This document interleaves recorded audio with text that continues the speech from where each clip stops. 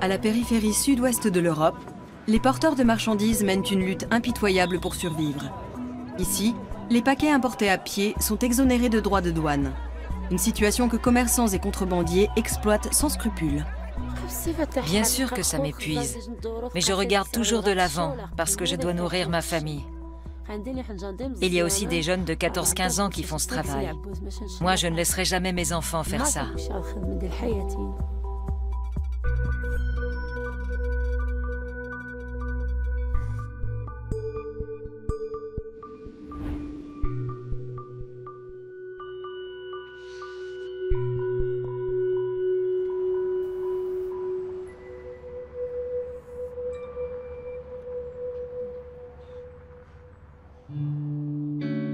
Nora El Coucou est une porteuse de marchandises, ou porteadora en espagnol. Elle accomplit cette corvée depuis 16 ans. J'ai 43 ans et je m'appelle Nora.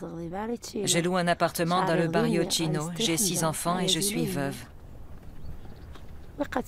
Travailler pour la contrebande est très difficile. Pour passer la frontière, c'est de pire en pire. Tout repose sur mes épaules.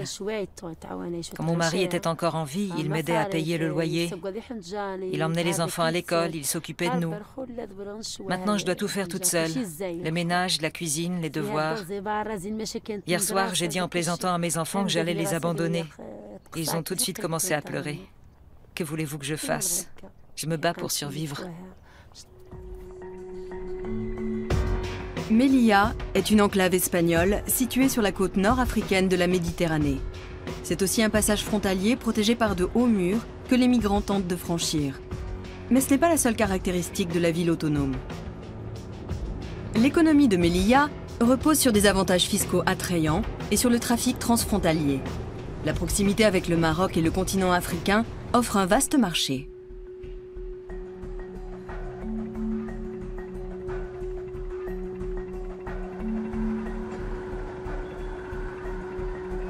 Abdelkader El Founti est d'origine marocaine. Syndicaliste, il s'occupe du sort des personnes défavorisées en zone frontalière, comme les femmes mulets. J'ai vu ces femmes pour la première fois quand j'avais 7 ou 8 ans. On habitait près de la frontière et c'était tout à fait normal de les voir faire ce travail. Pour elles, c'est un moyen de survie, parce qu'il n'y a pas de travail, ni à Melilla, ni au Maroc. Le seul moyen de gagner sa vie à long terme, c'est de rejoindre la contrebande et de porter des marchandises. Les femmes mulets sont le dernier maillon de la chaîne.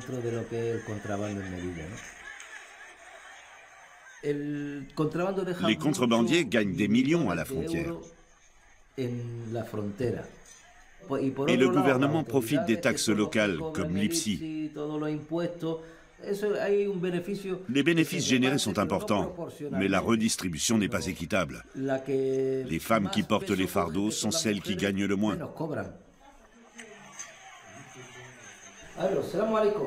Bonjour Mohamed, ça va? Dis-moi, est-ce qu'on peut se voir pour distribuer des colis alimentaires à quelques femmes? 4 ou 5 peut-être. Merci. À tout à l'heure.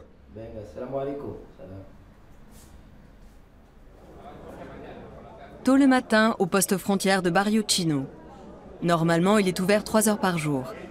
Près de 3000 Marocains traversent alors la frontière pour aller chercher des fardeaux qu'ils vont ramener à pied. Mais aujourd'hui, le poste est fermé au transport de marchandises pour des raisons inconnues. Nora est l'une des rares porteuses qui a été autorisée à passer. Elle est attendue par Abdelkader.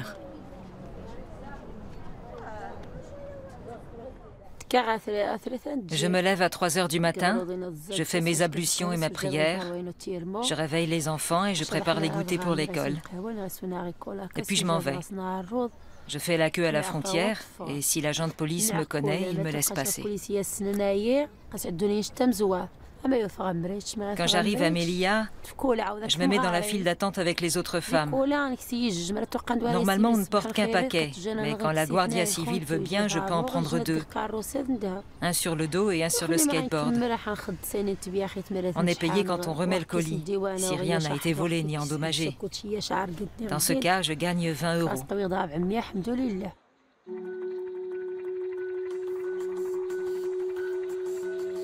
Roman Guillén travaille pour la Guardia Civile, force de police espagnole. À Melilla se rencontrent les continents africains et européens. Les clôtures sont de plus en plus hautes, mais elles ne peuvent endiguer le commerce clandestin. Roman Guillén est chargé de contrôler la circulation des marchandises à la frontière entre l'Espagne et le Maroc.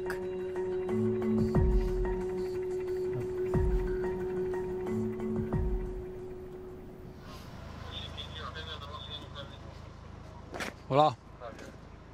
Pendant sa patrouille, il croise des collègues marocains. Tout va bien? Nous sommes à l'extrémité de la frontière dans la baie de Melilla. La ligne de la frontière est divisée en différents secteurs et matérialisée par des panneaux blancs avec l'indication A1. Cette clôture fait 8 mètres de haut. Il y a 3 clôtures en tout. C'est un filet spécial à mailles serrées. Au Maroc, il n'y a pas de travail, ni de possibilité d'ascension sociale. L'accès à la santé et à l'éducation est très cher. Alors ces femmes viennent ici pour gagner leur vie. L'enclave de Melilla fait partie de l'Europe, mais pas de l'Union douanière européenne. Si le transport détaxé des marchandises est en théorie illégal, il est toléré tant que la traversée de la frontière se fait à pied, quel que soit le poids du paquet. Melilla ne fait pas partie de l'Union économique européenne. Ici, il n'y a pas de TVA, mais on a l'IPSI. C'est une taxe locale de la ville autonome et elle est plus faible que le taux d'imposition en Espagne.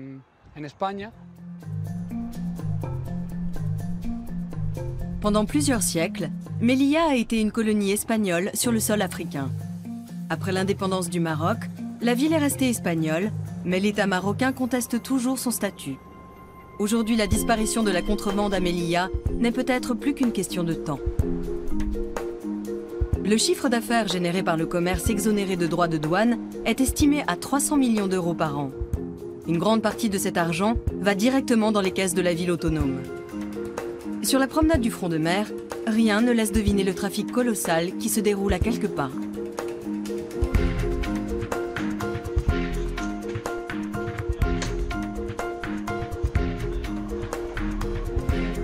Mohamed Abdelkader représente la 3e génération d'une famille de commerçants frontaliers. Dans son hangar, il réceptionne des vêtements usagés importés d'Europe et d'Asie. Mais aujourd'hui, les portes de son hangar restent closes. Mohamed est furieux car il risque de perdre gros. Le problème, c'est qu'ils ont fermé la frontière. C'est une frontière internationale et personne ne sait pourquoi elle est fermée. On attend que le gouvernement nous donne des explications.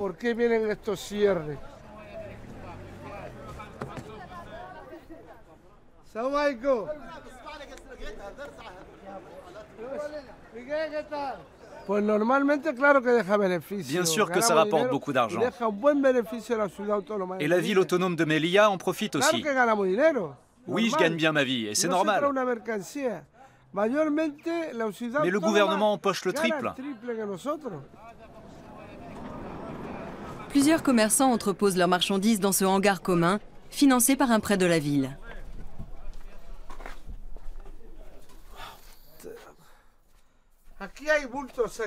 C'est des vieux vêtements pour le tiers-monde. Là, c'est des vêtements, des chaussures, des jupes, des pantalons, des chemises, encore d'autres habits, des chaussettes, des chaussures peut-être, et encore des vêtements. Là, c'est de la literie, des couvertures, et encore des habits. Ce que vous voyez là, ça représente entre 150 000 et 200 000 euros. Le contenu de ces gigantesques paquets n'est pas contrôlé à la douane. À qui profite la contrebande d'articles usagés?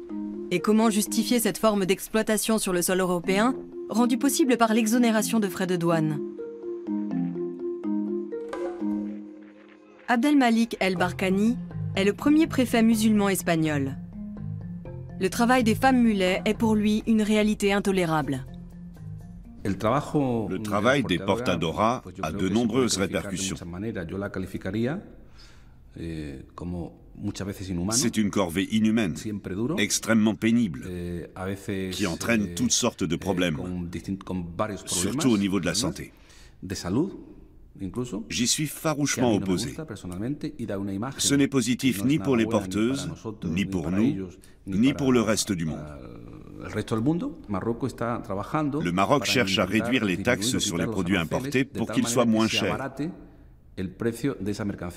Si ça finissait un jour par se faire, les marchandises seraient directement livrées au Maroc, sans transiter par Melilla. Mais tant que ce n'est pas le cas, Melilla restera une plaque tournante pour tout le nord du Maroc. La zone qui sépare l'Espagne du Maroc ne fait que quelques centaines de mètres. Lorsque la frontière reste fermée comme aujourd'hui, ce sont les porteurs de marchandises qui en pâtissent le plus. Pour Nora, ce travail représente un revenu mensuel d'environ 300 €. On porte des charges très lourdes. Et quand le passage est bloqué, on ne peut pas les poser. On nous dit juste qu'il faut attendre. Et quand je reste longtemps immobile comme ça, j'ai des douleurs pendant 3 semaines. La corde s'enfonce dans la peau et laisse des cicatrices.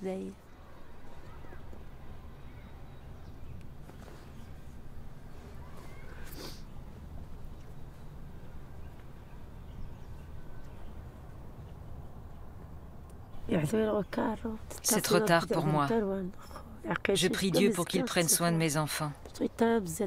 Aussi loin que je me souvienne, j'ai toujours souffert. J'ai commencé à travailler quand j'avais 10 ans, pour mes parents et pour ma grand-mère. Je suis habituée à souffrir. Je travaille depuis toute petite. Si seulement j'avais une petite maison, tout serait tellement plus facile.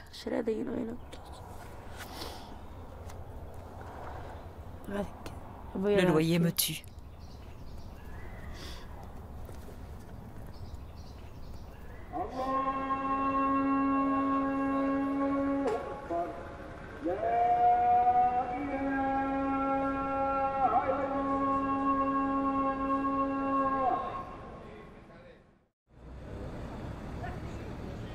Il est 7 h du matin au poste frontière du Barrio Chino. Tout porte à croire qu'aujourd'hui, la frontière sera ouverte normalement et que la circulation des marchandises pourra reprendre. Les gens affluent de toutes parts. Des intermédiaires sont postés sur les bords de la route. Je suis là depuis hier après-midi. J'ai dormi sur place et maintenant j'attends de pouvoir livrer la marchandise. Si c'est des paquets légers, je les donne aux femmes. Elles les attachent sur le dos. Et quand c'est des charges de plus de 60 kilos, je les donne aux hommes. Nora est dans la file d'attente depuis 2 heures. À l'ouverture de la frontière, elle se met à courir. Plus elle arrive tôt pour son premier voyage, plus elle a de chances d'en effectuer d'autres. Souvent, les fardeaux des femmes pèsent bien plus de 60 kilos. Par ailleurs, on voit de plus en plus d'hommes porter des marchandises. La concurrence est rude.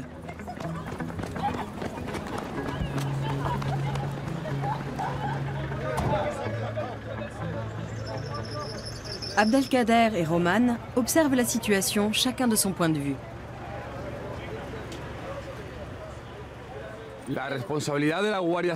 Ce n'est pas ma responsabilité personnelle, mais celle de la Guardia Civile, de protéger les gens. Notre devoir est d'assurer la sécurité des hommes et des femmes à Melilla. Leur intégrité physique doit être préservée. Il y a une file d'attente pour les hommes et une autre pour les femmes. Les femmes passent la frontière en premier, les hommes ensuite. Tu viens d'où? Ah, d'accord.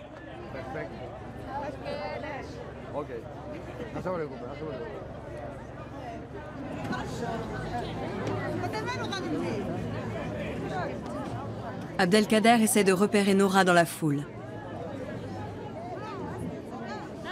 Bonjour Abdelkader. Tiens, bonjour. C'est comme si c'était la guerre ici. On ferme un œil et on passe. Ces femmes sont très vulnérables. Elles n'ont jamais été scolarisées et la plupart sont analphabètes. Elles ne connaissent pas grand-chose. Et c'est elles qui ont le plus besoin d'aide.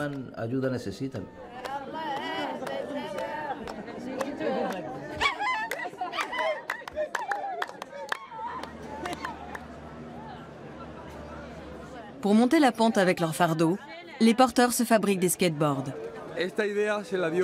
C'était l'idée d'un collègue de la Guardia Civile. Il voulait aider les gens qui portent des charges très lourdes, en particulier les femmes. C'est fait main, avec des morceaux de bois. Et les roues proviennent de patins à roulettes. Le skateboard leur facilite la montée.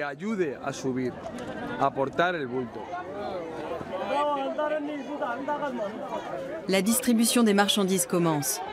Nora est l'une des premières à se saisir d'un colis qui fait le poids d'un lave-linge.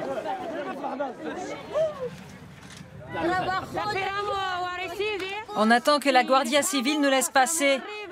Si on a de la chance, on sera les premières, nous les femmes. Mais Nora n'a pas de chance. Les hommes sont finalement prioritaires aujourd'hui.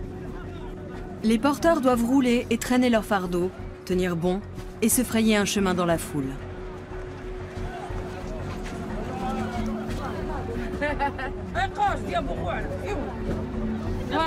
Regardez, c'est toujours les hommes d'abord.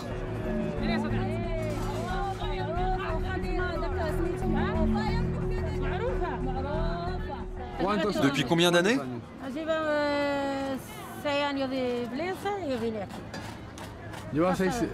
Elle a travaillé 6 ans au poste frontière principal de Beni Ensar. Et ici, depuis combien de temps tu travailles au Barrio Chino?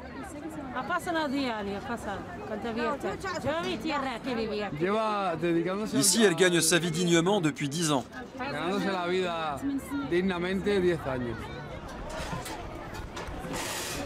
C'est au tour des femmes de passer la frontière avec leur fardeau. On les fait avancer, puis s'arrêter comme du bétail. Beaucoup d'entre elles se voilent par honte. Elles ne veulent pas être reconnues en train d'exécuter cette corvée. C'est pas un travail, c'est la guerre.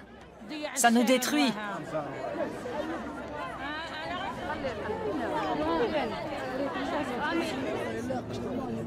Les temps d'attente interminables retardent la livraison des marchandises. Les porteuses sont excédées et perdent patience.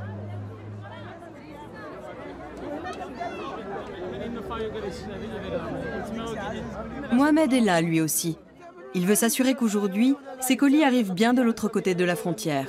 Sans frais de douane, car transportés à pied, comme d'habitude. Nous avons 3 postes frontières. Et c'est une frontière internationale. Elle est fermée et l'explication officielle, c'est qu'il y a un problème technique. Il faut bien que ces femmes gagnent leur vie. Et si on les empêche de faire ce travail, elles vont en souffrir. Elles souffrent déjà assez comme ça. Vous savez pourquoi elles portent des charges aussi lourdes? Parce qu'elles ne peuvent traverser la frontière qu'une fois. Si elles pouvaient passer plusieurs fois d'affilée, elles porteraient des colis beaucoup plus légers, de 5 kilos par exemple. Mais les autorités espagnoles le leur interdisent.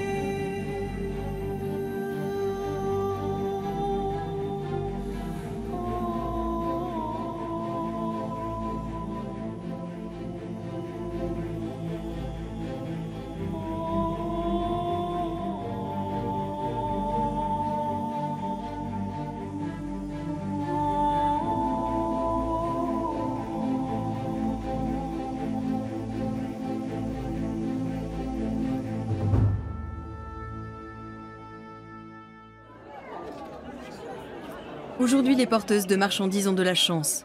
Elles peuvent faire plusieurs voyages.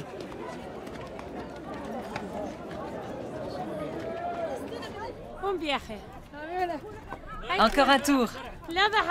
Je vais refaire la queue et essayer de prendre 2 paquets.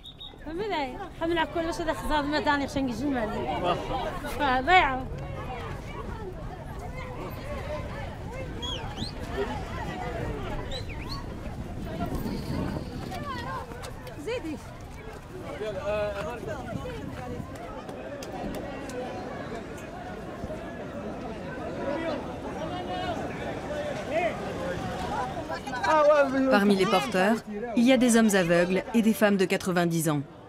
C'est pour eux le seul moyen de gagner leur vie.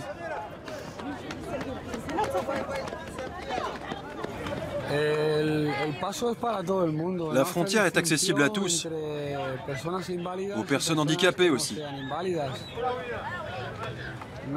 Il n'y a pas de règlement spécial pour ces gens-là.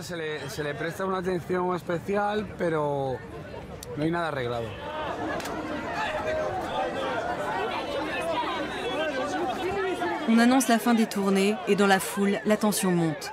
Personne ne veut rester bloqué avec ses paquets. Chacun essaye de contourner la file. Hé, les gardes, les gardes!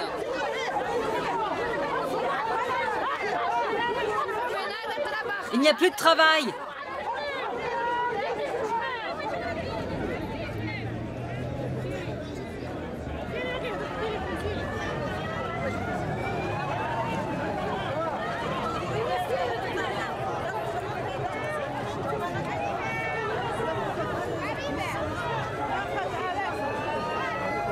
La frustration est à son comble.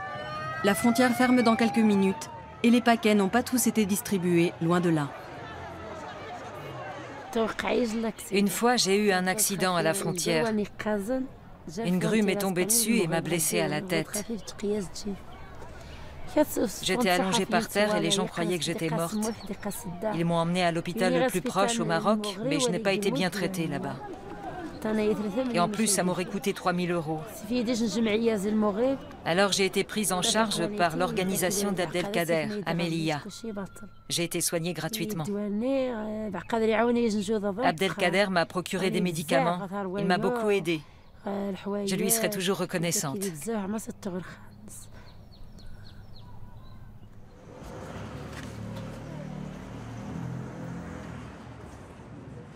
Le problème avec le commerce informel, c'est qu'il y a trop d'intérêts différents en jeu.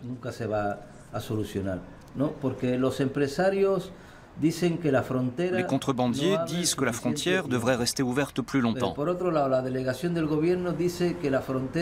Et le gouvernement estime que la frontière ne doit pas servir uniquement au commerce et à la contrebande. Je crois qu'un dialogue est nécessaire entre le Maroc et l'Espagne. Les 2 pays doivent trouver une solution, sinon rien ne changera.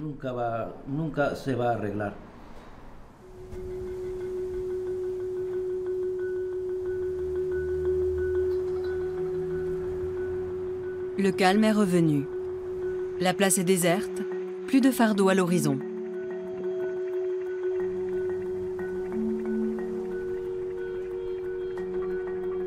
Roman Guillen effectue sa dernière patrouille de la journée.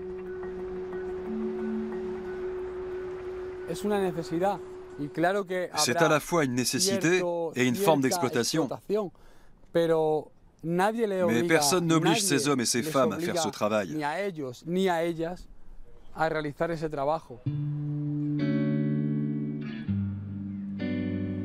Nora, elle, n'a pas le choix.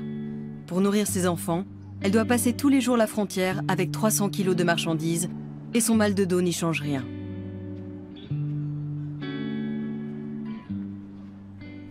Quand le travail n'a pas été trop dur, je rentre à la maison de bonne humeur vers 11 h.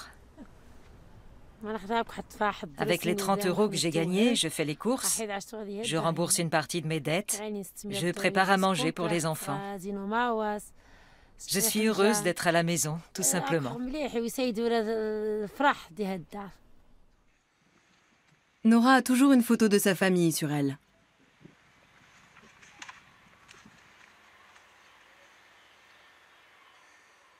Je travaillais pour une dame à cette époque. Elle voulait me procurer du travail dans les champs de fraises. Je ne peux pas croire que mon mari n'est plus là.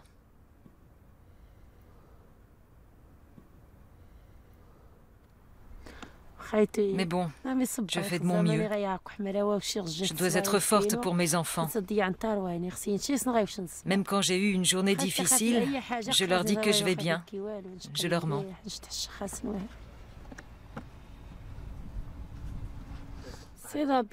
Dieu aide chacun de nous si on fait les choses comme il faut. Moi, j'ai une vie difficile. J'essaie de faire au mieux.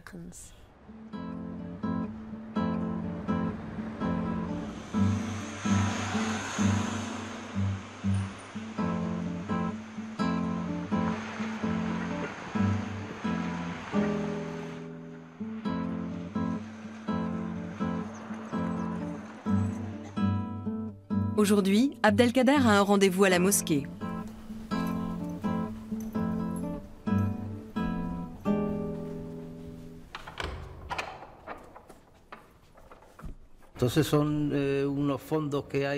C'est un fonds qui est approvisionné par les pays de l'Union européenne. L'industrie agroalimentaire envoie des vivres aux régions qui en ont besoin.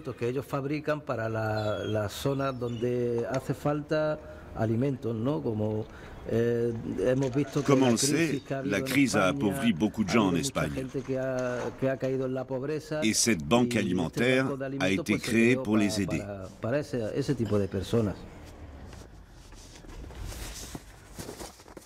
Dès qu'il le peut, Abdelkader apporte des colis aux porteuses de Melilla. Melilla est plus une porte sur l'Afrique que sur l'Europe. Les conditions de travail sont complètement différentes de celles en Europe. Et on a beaucoup de problèmes. Des migrants, des enfants dans la rue, beaucoup de pauvreté, de l'exclusion sociale, des jeunes dans la misère. On a le niveau d'éducation le plus faible et le taux de chômage le plus élevé d'Europe.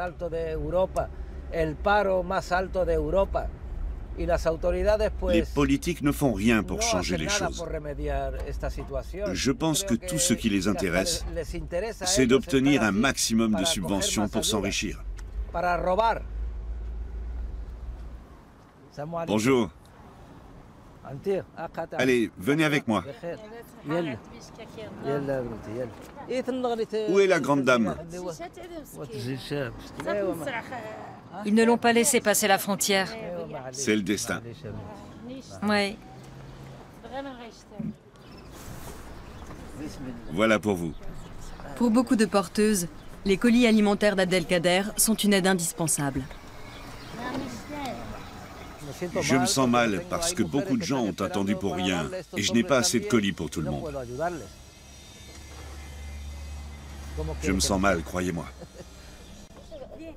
Parmi les femmes qui sont venues pour un colis alimentaire, il n'y a pas que des Marocaines. Certaines habitent Melilla. J'espère que lundi, on pourra travailler.